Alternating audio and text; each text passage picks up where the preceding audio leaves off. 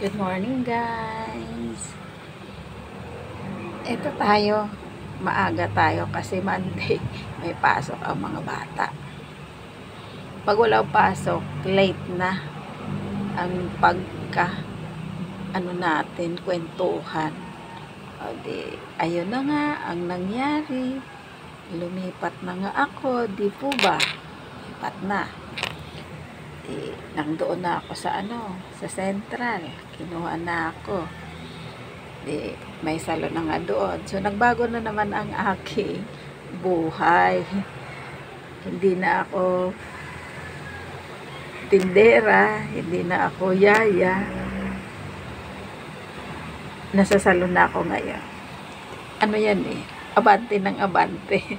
Biglang na naman ulit. Ganyan na ang buhay. Gano'n na, nasa salon na ako.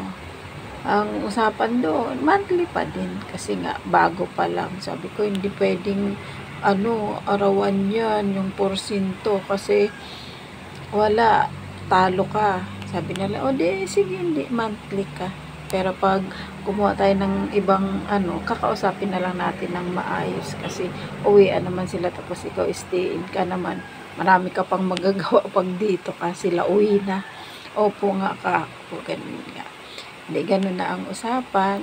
Diba na? Nakaano na naman ako. Ibang trabaho. Pero yan talaga ang aking, vocation na lang aking natapos nga. Sa probinsya pa yun. Diba?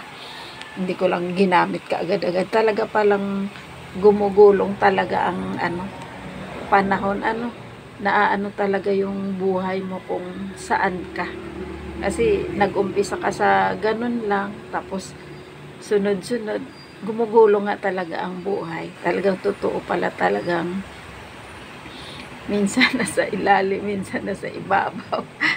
Parang kanta nga at saka gulong ng buhay talaga. O di, ganun na nga.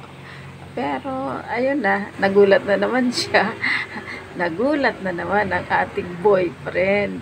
Dahil sabi niya, bakit nandun ka na naman sa Central? Ano doon ginagawa mo? Hindi, kinuwento ko sa kanya. Sabi ko, ay nako, di ito na iba na. Ito na talaga ang aking profesyon sa totoong buhay. Kasi lang, syempre, gusto ko rin maano yung ibang pagkakataon, mararanasan ko rin. Kahit saan kasi ako dalhin, okay lang ako. Diba? Hindi, yun na, umpisa. Talaga ba? Sabi niya, di, mapapalayo na naman daw siya kasi Makati siya eh. Tapos pupunta na naman siya ng Central. Bandang Quiapo na kasi yun. Saka Lumintrit na. Hindi ganun.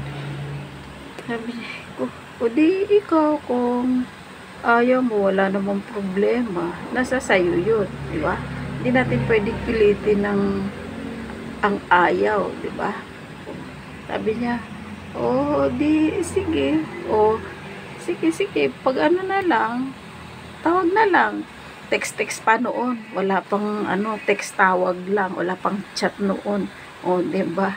Talagang umiiba ang buhay. Di, gano'n na nga. Sabi niya, bakit na naman ba? Sabi ko, hindi, iba ng ko rito eh. Sa, dati, iba pa yung salon. Parlor pa lang dati. Parlor doon, parlor dito pa.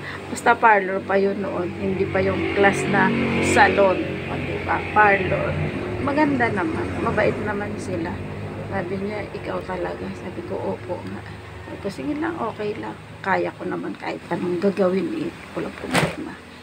Ay, naku, ito na naman tayo. Malapit na naman matapos ang oras. Hayaan nyo. Pag naman matatapos naman talaga eh, 'di ba? May wakas nga, 'di ba? Kumbaga. O sige. Follow nyo ako, subscribe, share naman para 'di ba? Thank you guys. God bless. Bye-bye.